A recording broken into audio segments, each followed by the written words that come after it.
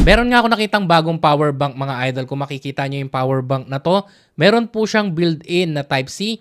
And then meron siyang power button, makikita natin yung kanyang battery percent.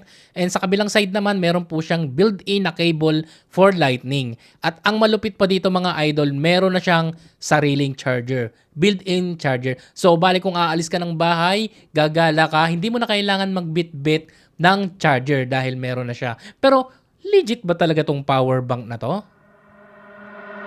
Buksan natin to. Ito nga pala ang mini power bank ng unit na mayroong battery capacity na 10,000 mAh. Okay na okay din yung pagkakapackaging dito. Itsura niya, goods na goods. Kung titignan natin, napakalinis, sobrang slick, napaka-elegant, masarap hawakan. Meron siyang extra USB-A port dito. Itines ko na rin yung kanyang output port at kung makikita natin mga idol, umabot po siya ng 17 watts. So, ibig sabihin, nagpa-fast charging po siya.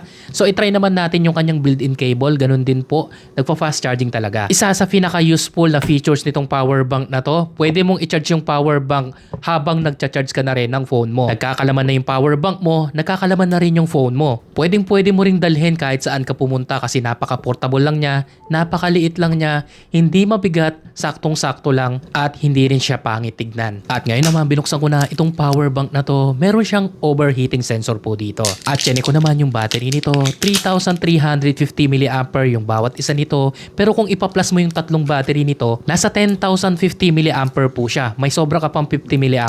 Pagdating sa built-in cable niya, okay na okay yung wire na ginamit. Meron din fast charging IC controller. Hindi na rin lulubog basta-basta yung kanyang plug dahil may harang na plastic dito para kahit madiinan ay di siya lulubog. Overall, goods na goods tong power bank na to. Sobrang napaka-portable. Kung gusto nyo rin ng ganitong power bank, check nyo na lang sa Yellow Basket.